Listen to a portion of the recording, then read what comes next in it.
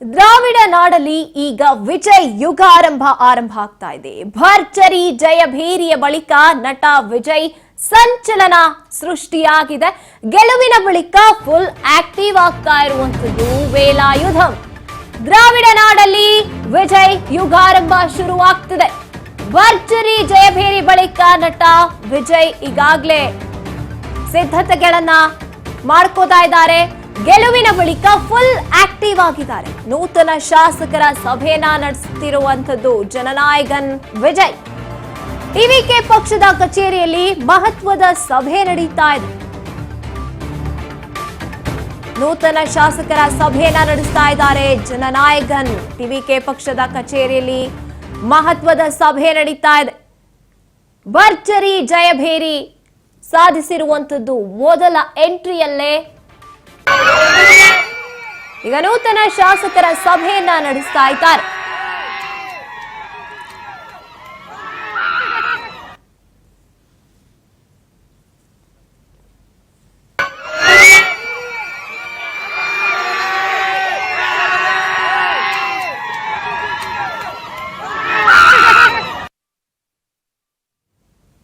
ಭರ್ಜರಿ ಗೆಲುವನ್ನ ಸಾಧಿಸಂತ ಬಳಿಕ ಈಗ ಆಕ್ಟಿವ್ ಆಗಿರುವಂತದ್ದು ಜನನಾಯಕನ್ ವಿಜಯ್.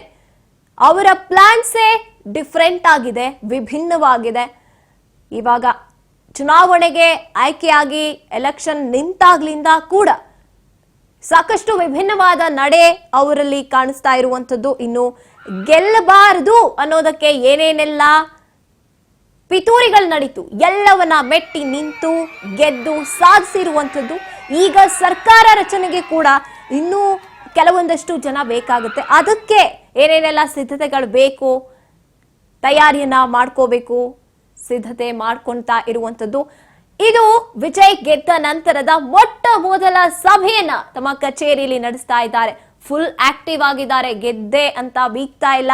ಏನೇನೆಲ್ಲ ತಮ್ಮ ವಿಷನ್ ಇದೆ ಅದನ್ನ ಫುಲ್ಫಿಲ್ ಮಾಡೋದಕ್ಕೆ ಎಲ್ಲಾ ತಯಾರಿಯನ್ನ ಈಗಾಗಲೇ ವಿಜಯ್ ಮಾಡಿಸ್ಕೋತಾ ಇದ್ದಾರೆ. ತಮಿಳುನಾಡಿನಲ್ಲಿ ಸರ್ಕಾರ ರಚನೆ ಮಾಡಬೇಕು, ಈಗ ಮುಖ್ಯಮಂತ್ರಿ ಆಗ್ಬೇಕು. ಅದಾದ ನಂತರದಲ್ಲಿ ಜನಕ್ಕೆ ತಾವು ಕೊಟ್ಟಿರುವಂತಹ ಭರವಸೆಗಳೇನೇನಿದೆ ಅದನ್ನೆಲ್ಲವನ್ನ ಕೂಡ ಸಾಧಿಸಬೇಕು. ಅಂದ್ರೆ ಆ ಯೋಜನೆಗಳನ್ನ ಫುಲ್ಫಿಲ್ ಮಾಡಬೇಕು. ಅದಕ್ಕಾಗಿನೇ ಈ ಒಂದು ರೀತಿಯಾಗಿ ಭರವಸೆಯನ್ನ ಜನಕ್ಕೆ ಕೊಟ್ಟಿರುವಂತದ್ದು. ಮಹಿಳೆಯರಿಗಾಗಿರ್ಬಹುದು, ಜೊತೆಗೆ ಯುವಕರಿಗೆ, ವಿದ್ಯಾರ್ಥಿಗಳಿಗೆ ಸಾಕಷ್ಟು ಭರವಸೆಗಳನ್ನ ಕೊಟ್ಟಿದ್ದಾರೆ. ವಿದ್ಯಾರ್ಥಿಗಳು ಬಲ ನೀಡಿರುವಂತದ್ದು ವಿಜಯ್ಗೆ ತಮ್ಮ ಮತದ ಮೂಲಕ. ತಮಿಳುನಾಡಿನಲ್ಲಿ ಸರ್ಕಾರ ರಚನೆಗೆ ರೆಡಿ ಆಗ್ತಾ ಇದ್ದಾರೆ ದಳಪತಿ. ಕೆಲವೇ ಹೊತ್ತಲ್ಲಿ ಗವರ್ನರ್ನ ಭೇಟಿ ಆಗ್ತಾರೆ ವಿಜಯ್. ಶಾಸಕರ ಸಭೆ ಬಳಿಕ ರಾಜ್ಯಪಾಲರನ್ನ ಭೇಟಿಯಾಗಿ ಚರ್ಚೆಯನ್ನ ಕೂಡ ಮಾಡ್ತಾರೆ.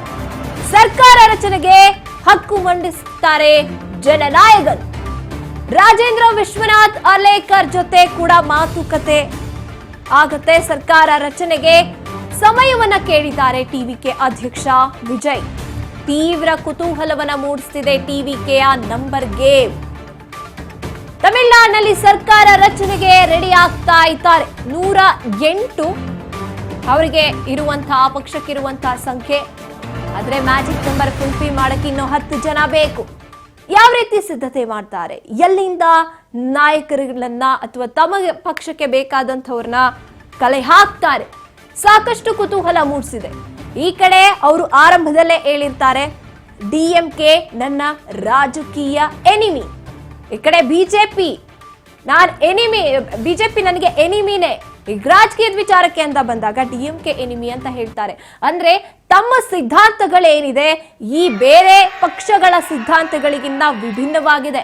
ನಾನು ಯಾರಿಂದನೂ ಸಹಾಯವನ್ನ ಪಡ್ಕೊಳ್ಳೋದು ಇಲ್ಲ, ಮೈತ್ರಿಗೂ ಒಪ್ಪಿಗೆ ಇಲ್ಲ ಅಂತ ಹೇಳಿದ್ದು. ಇನ್ನ ಮೇಲೆ ಯಾವ ರೀತಿ ನಿರ್ಧಾರ ಮಾಡ್ತಾರೆ? ಯಾಕಂದ್ರೆ ಇವಾಗ DMK ಒಂದ್ ರೀತಿಯಾಗಿ ರೆಡಿ ಇದ್ರೂ ಕೂಡ ಸಹಾಯವನ್ನು ಪಡ್ಕೊಳ್ಳೋದಕ್ಕೆ ವಿಜಯ್ ರೆಡಿ ಇರೋದಿಲ್ಲ ಅನ್ನೋ ರೀತಿಯಾಗಿ ಅವ್ರು ಕೊಟ್ಟಿರುವಂತಹ ಭರವಸೆಗಳಿರುವಂಥದ್ದು. ತನ್ನ ಸಿದ್ಧಾಂತಗಳನ್ನ ನಾನೊಬ್ಬನೇ ನಡೆಸ್ಕೊಂಡು ಹೋಗ್ತೀನಿ ಅಂತ. ಈಗ 10 ಜನರು ಏನು ಅವ್ರಿಗೆ ಬೇಕಾಗಿರುವಂತಹ ಶಾಸಕರುಗಳನ್ನ ಅಂದ್ರೆ ಈ ಬೇರೆ ತಮ್ಮ ಸ್ವತಂತ್ರ ಪಕ್ಷಗಳಾಗಿ ನಿಂತಿದ್ದಂಥವ್ರನ್ನ ಆಯ್ಕೆ ಮಾಡ್ಕೊಳ್ಳೋ ಪ್ರಯತ್ನ ಮಾಡ್ತಿದ್ದಾರೆ. ಮ್ಯಾಜಿಕ್ ನಂಬರ್ ತಲುಪೋದ್ರಲ್ಲಿ ಜಸ್ಟ್ ಮಿಸ್ ಆಗಿದ್ದಾರೆ. ಸರ್ಕಾರ ರಚನೆಗೆ ವಿಜಯ್ಗೆ ಬೇಕಿದೆ ಇನ್ನು 10 ಶಾಸಕರ ಬಲ. ಕಾಂಗ್ರೆಸ್ ಎಡಪಕ್ಷಗಳು ಟಿವಿಕೆಗೆ ಕೈ ಜೋಡಿಸುತ್ತಾ? ಸರ್ಕಾರ ರಚನೆಗೆ ಸ್ವತಂತ್ರರ ಬೆಂಬಲ ನಿರ್ಣಾಯಕವಾಗಬಹುದಾ? ಡಿಎಂಕೆ ವಿರುದ್ಧದ ಮತಗಳು ಒಂದಾಗ್ತಾ ಇರುವಂತಹ ಸಂಕೇತವಾ ಇದು ಆಗಿದ್ರೆ ವಿಜಯ್ ನೇತೃತ್ವದ ಮೊದಲ ಸರ್ಕಾರಕ್ಕೆ ದಾರಿ ಸುಗಮವಾಗುತ್ತಾ ಅನ್ನೋ ಪ್ರಶ್ನೆ ಮೂಡ್ತಿದೆ. ಮೈತ್ರಿ ರಾಜಕಾರಣದಲ್ಲಿ ಟಿವಿಕೆ ಎಷ್ಟು ಯಶಸ್ವಿಯಾಗುತ್ತೆ? ತಮಿಳುನಾಡಿನಲ್ಲಿ ಹೊಸ ರಾಜಕೀಯ ಸಮೀಕರಣಗಳ ಆರಂಭನ ಈಗ. ಬಹುಮತ ಸಾಬೀತುಪಡಿಸೋಕೆ ಟಿವಿಕೆಗೆ ಎಷ್ಟು ಸಮಯ ಬೇಕಾಗಬಹುದು? ಸಮಯ ಕೇಳಿದ್ದಾರೆ. ಎಸ್, ಈಗ ಎಲ್ಲೋ ಒಂದ್ ಕಡೆ ಡಿಎಂಕೆ ಮತ್ತೆ ಬೇರೆ ಎಡಿಎಂಕೆ ಪಕ್ಷಗಳೇ ಇದೆಯಲ್ವಾ, ಅಡ್ಡಿಯಾಗಬಹುದು. ಈಗ ಬೇಕಾಗಿರುವಂತ ಮ್ಯಾಜಿಕ್ ನಂಬರ್ ತಲುಪೋದ್ರಲ್ಲಿ ಜಸ್ಟ್ ಮಿಸ್ ಆಗಿದ್ದಾರೆ. 10 ಶಾಸಕರ ಬಲ ಬೇಕು ಈಗ. ಕಾಂಗ್ರೆಸ್ನ ಜೊತೆಗೆ ಎಡಪಕ್ಷಗಳು ಟಿವಿಕೆಗೆ ಕೈ ಜೋಡಿಸುತ್ತಾ ತಯಾರಾಗಿದೆ ಕಾಂಗ್ರೆಸ್ ಸಹಾಯಕ್ಕೆ ಅಂತ ಕೂಡ ಕೇಳಿ ಬರ್ತಾ ಇತ್ತು. ಮತ್ತೆ ಬೇರೆ ಪಕ್ಷಗಳು ಅವರಿಂದ ನಾನು ಶಾಸಕರನ್ನ ತಗೊಳ್ತೀನಿ, ಅವ್ರಿಗೆ ಒಂದು ಅವಕಾಶವನ್ನ ನಮ್ಮ ಪಕ್ಷದಲ್ಲಿ ನಾನು ಅವಕಾಶವನ್ನ ಕೊಡ್ತೀನಿ ಅಂತ. ಯಾಕೆ ಅಂದ್ರೆ ಮೈತ್ರಿ ರಾಜಕಾರಣದಲ್ಲಿ ಯಾವ ರೀತಿ ನಿರ್ಧಾರ ತಗೋತಾರೆ. ಜನನಾಯಕನ ಆಟ ಆರಂಭದಲ್ಲೇ ಸಚಿನ್ ಸಿಕ್ಸರ್ ಬಾರಿಸಿರುವಂತದ್ದು. ಇನ್ನು ಮೊದಲ ಚುನಾವಣೆ ಭರ್ಜರಿ ವೋಟ್ ಅನ್ನ ಟಿವಿಕೆ ಬಾಚಿಕೊಂಡಿದೆ. ಮೊದಲ ಚುನಾವಣೆಯಲ್ಲೇನೆ 35% ವೋಟ್ ಬಾಚಿಕೊಂಡಿದ್ದಾರೆ ಟಿವಿಕೆಯಿಂದ ವಿಜಯ್. ಆಡಳಿತಾರೂಢ ಡಿಎಂಕೆ ಪಕ್ಷಕ್ಕೆ ಬಂದಿದ್ದು ಜಸ್ಟ್ 24%. ಇನ್ನು ಎಡಿಎಂಕೆ ಪಕ್ಷಕ್ಕೆ 21% ಅಷ್ಟು ಮಾತ್ರ ವೋಟ್ ಬಂದಿತ್ತು. ಆದ್ರೆ ಅದರ ಅರ್ಧದಷ್ಟು ಬಾಚಿಕೊಂಡಿದ್ದು ಇಬ್ಬರಿಂದಲೂ ಕೂಡ ವಿಜಯ್ ಭರ್ಜರಿ ವೋಟ್ ಅನ್ನ ಬಾಚಿಕೊಂಡಿದ್ದಾರೆ. 35% ವೋಟ್ ಅನ್ನ ಜನ ಇವರಿಗೆ ನೀಡಿರುವಂತದ್ದು. ಆಡಳಿತಾರೂಢ ಡಿಎಂಕೆ 24% ಅಷ್ಟೇ. ಎಡಿಎಂಕೆ 21% ಅಷ್ಟು ವೋಟ್ ಅನ್ನ ಬಾಚಿಕೊಂಡಿದೆ. ಆದ್ರೆ ಜನನಾಯಕನ್ ಆರಂಭದಲ್ಲೇ ಗೆದ್ದಿದ್ದಾರೆ. ಇಬ್ಬರಿಗೂ ಕಂಪೇರ್ ಮಾಡ್ಕೊಂಡಾಗ ಅಥವಾ ಡಿಎಂಕೆ ಮುಂದೆ ಯಾರು ಬಂದ್ರು ಸೋಲೆ ಅಂತ ಅನ್ಕೊಂಡಿದ್ದಂಥದ್ದು. ಆದ್ರೆ ಎಲ್ಲವನ್ನ ಹುಸಿ ಮಾಡಿದ್ದಾರೆ. ಅವರ ಏನು ಬಲ ಇದೆ, ಅಭಿಮಾನಿಗಳ ಬಲ, ಅಭಿಮಾನಿಗಳ ಬಳಗ, ಆ ಒಂದು ಅಭಿಮಾನವನ್ನ ಅವರು ವೋಟ್ ಬ್ಯಾಂಕ್ ಆಗಿ ಕನ್ವರ್ಟ್ ಮಾಡ್ಕೊಂಡಿರುವಂಥದ್ದು, ಅಂದ್ರೆ ಕನ್ವರ್ಟ್ ಆಗಿರುವಂಥದ್ದು. ಅಷ್ಟರ ಮಟ್ಟಿಗೆ ಅಭಿಮಾನಿಗಳು ತಮ್ಮ ಮತವನ್ನ ಟಿವಿಕೆಗೆ ನೀಡೋದ್ರ ಮೂಲಕ ತಮ್ಮ ಅಭಿಮಾನವನ್ನ ವಿಜಯ್ಗೆ ಈ ರೀತಿಯಾಗಿ ತೋರಿಸಿರುವಂಥದ್ದು. ಒಟ್ಟಾರೆಯಾಗಿ 10 ಶಾಸಕರ ಬಲ ಇನ್ನೂ ಬೇಕು. ಅದಕ್ಕೆ ಏನೇನೆಲ್ಲ ತಯಾರಿ ಮಾಡ್ಕೋತಾರೆ, ಎಲ್ಲಿಂದ ಶಾಸಕರನ್ನ ಆಯ್ಕೆ ಮಾಡ್ಕೋತಾರೆ ಟಿವಿಕೆಗೆ, ಇದು ಒಂದ್ ರೀತಿಯಾಗಿ ಕುತೂಹಲ ಮೂಡಿಸಿದೆ.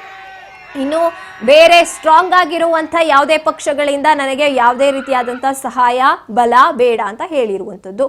ಇನ್ನು ಸ್ವತಂತ್ರವಾಗಿ ನಿಂತಿದ್ದಂತಹ ಏನು ನಾಯಕರುಗಳಿದ್ದಾರೆ, ಶಾಸಕರುಗಳಿದ್ದಾರೆ, ಅಲ್ಲಿಂದ ಕೆಲವೊಂದಷ್ಟು ಜನರಿಗೆ ಅವಕಾಶ ಕೊಡ್ತಾರೆ ವಿಜಯ್. 10 ಶಾಸಕರ ಬಲ ಈಗ ಬೇಕು. ಕಾಂಗ್ರೆಸ್ ಜೊತೆಗೆ ಎಡಪಕ್ಷಗಳು ಟಿವಿಕೆಗೆ ಕೈ ಜೋಡಿಸುತ್ತಾ ಅಥವಾ ಅಡ್ಡಿಯಾಗುತ್ತಾ? ಯಾವುದೇ ಕಾರಣಕ್ಕೂ ಗೆದ್ದಿದ್ದಾಯ್ತು, ಈಗ ಸಿಎಂ ಆಗುವಂತ ಕನಸೇನಿದೆ, ಆ ಕನಸಿಗೆ ಏನಾದ್ರೂ ಮಾಡಿ ಭಗ್ನಗೊಳಿಸೋಣ ಅಂತ ಏನಾದ್ರೂ ಪ್ರಯತ್ನಗಳು ತೆರೆಮರೆಯಲ್ಲಿ ನಡೀತಾ ಇದೆಯಾ? ಡಿಎಂಕೆ ವಿರುದ್ಧದ ಮತಗಳು ಒಂದಾಗ್ತಾ ಇರೋ ಸಂಕೇತನ ಇದು? ಸಾಕಷ್ಟು ಕುತೂಹಲ ಮೂಡಿಸ್ತಿದೆ. ಮೈತ್ರಿ ರಾಜಕಾರಣದಲ್ಲಿ ಟಿವಿಕೆ ಎಷ್ಟು ಯಶಸ್ವಿ ಆಗುತ್ತೆ? ಈಗ ತಮಿಳುನಾಡಿನಲ್ಲಿ ಹೊಸ ರಾಜಕೀಯ ಸಮೀಕರಣಗಳೇನಾದ್ರೂ ಆರಂಭ ಆಗುತ್ತಾ? ಬಹುಮತ ಸಾಬೀತುಪಡಿಸೋಕೆ ಟಿವಿಕೆಗೆ ಎಷ್ಟು ಸಮಯ ಬೇಕಾಗಬಹುದು? ಸಮಯವನ್ನ ಕೇಳಿದ್ದಾರೆ. ಇನ್ನು ಎಷ್ಟು ಸಮಯ ಬೇಕಾಗಬಹುದು?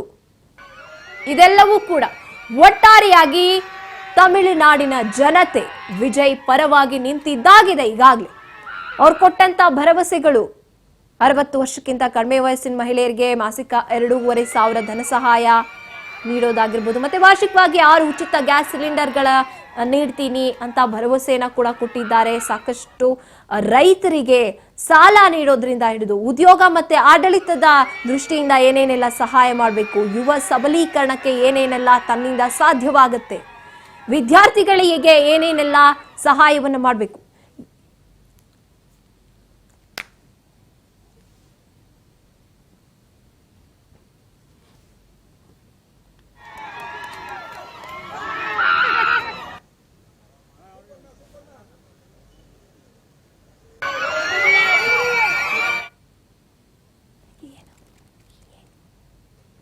ಎಸ್, ಈಗ ಸಿಎಂ ಸಿದ್ದರಾಮಯ್ಯನವರು ಸುದ್ದಿಗೋಷ್ಠಿಯನ್ನ ಆರಂಭ ಮಾಡ್ತಾ ಇದ್ದಾರೆ. ಬನ್ನಿ ನೋಡ್ತಾ ಹೋಗೋಣ.